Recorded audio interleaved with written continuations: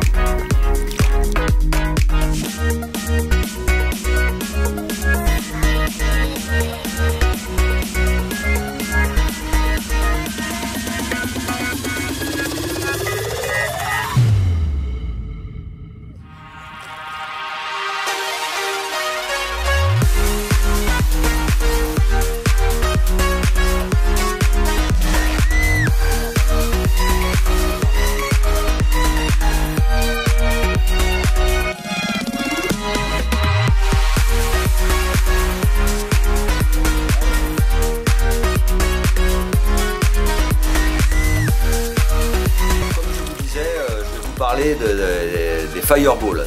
Donc il existe plusieurs sortes de fireball. Voilà, moi je les fabrique moi-même. Mais bon, je vous les ai expliqués surtout pour le grammage. Le grammage de la fireball, il est très important. L'idéal, ça serait que le poisson nage correctement sans trop qu'il se fatigue. Donc on va essayer d'équilibrer cette fireball, mettre la plus légère possible. Moi j'ai trois types de fireball. Voilà, la plus petite. Voilà le montage, comment il se présente. Tout simple. On règle suivant le poisson, la grandeur du poisson qu'on a avec la tresse. Un petit stop en caoutchouc pour mettre devant le poisson pour pas qu'il se décroche. Et puis bien sûr un très gros émerillon pour la solidité. Donc voilà, j'ai la petite, la moyenne, j'ai essayé de vous montrer ça, et la grosse.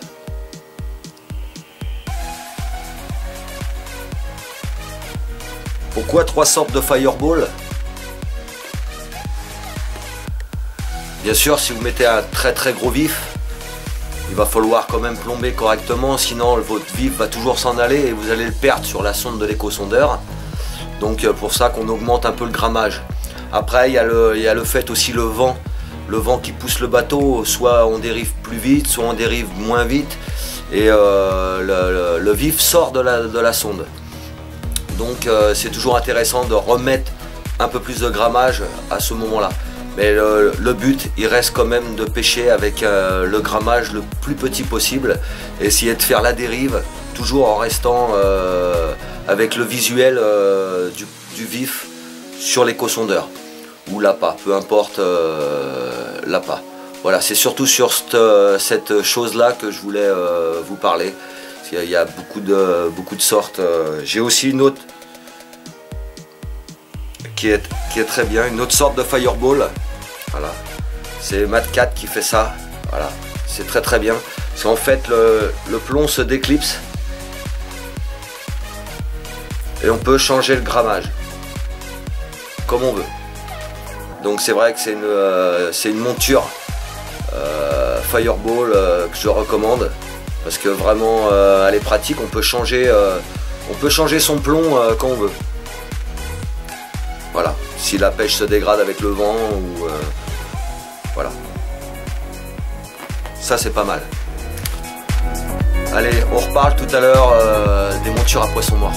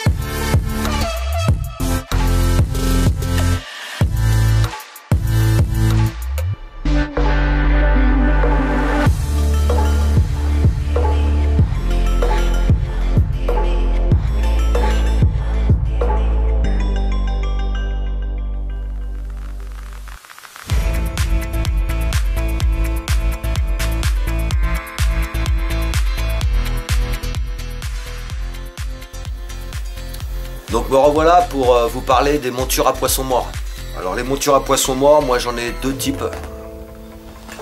J'ai une type voilà, qui est toute simple, qu'on peut fabriquer soi-même. Voilà, c'est tout simple. Voilà, ça ressemble à ça. Vous enfilez les plombs à l'intérieur du poisson. C'est ce qui a l'avantage de cette monture. Vous piquez cette partie-là dans la tête du poisson. Ça à l'arrière, bien sûr. Et vous faites une dandine pour que le poisson plane bien. Donc après, il est possibilité d'enlever des plombs, suivant ce que vous voulez faire.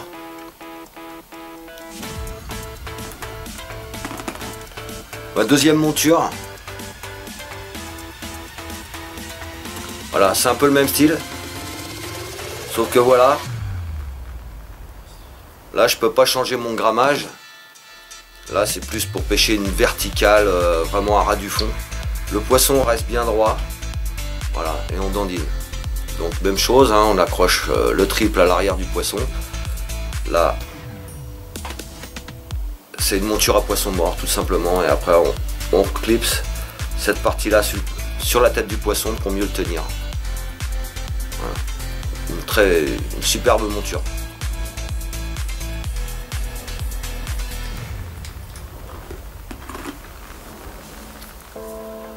Voilà pour les montures à poisson mort. Je vous donne la suite tout à l'heure. Je vais vous parler des montages pour tout ce qui est verre en cornet, et voilà.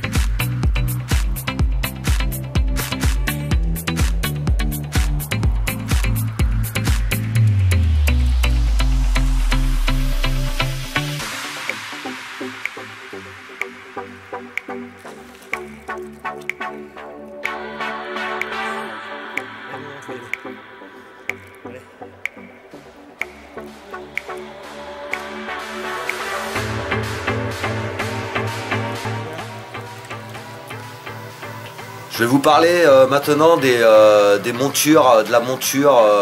J'ai 3 montures pareil pour pêcher tout ce qui est verre, tout ce qui est appât, voilà, verre hors cornet, tout ce qui est foie de volaille, tripe de volaille, enfin tout ce qu'on veut pour attraper le silure. Donc la classique, hein,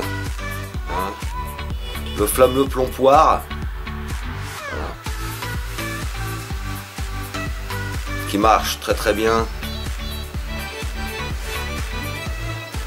Voilà. Après j'ai deuxième montage, c'est à peu près la même chose, sauf que voilà, c'est un plomb, on pourrait dire champignon. L'avantage de ce plomb champignon, c'est que on peut rajouter un octopus. Voilà. Je vous le mets pas, mais bon, voilà. On peut rajouter un octopus dessus. Il y a un mouvement d'eau qui se fait quand le poisson arrive, en donnant un petit coup sec. Ça crée un mouvement d'eau juste au-dessus du montage et ça fait bien bouger les vers, et ça peut avoir un atout sur certaines pêches. Et bien sûr on n'en parle pas, le fameux octopus de chez Matcat. Voilà. Pareil, verre en cornet, ça marche très très bien.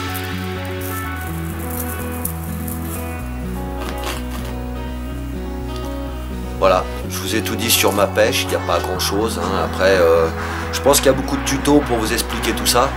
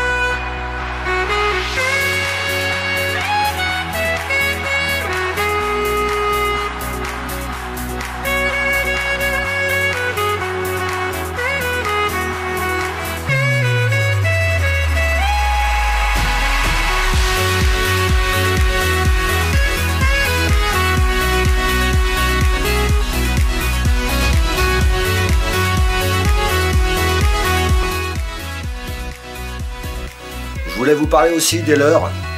Voilà, il y a tout type de leurre pour attraper le silure, tout ce qui est shad, tout ce qui est gros shad, tout ce qui est cuillère, voilà. Donc vous avez ce genre de cuillère, une grosse cuillère, ils peuvent marcher bien. Et voilà, le jour aussi où vous n'avez pas de vif, vous avez envie d'aller à la pêche, il y a ceci. Voilà, j'ai du reflet de chez Mad Cat qui est pas mal. Il y a de grosses vibrations sur ce genre de leurre. C'est pas mal. Ça peut sauver la mise sur des journées très dures.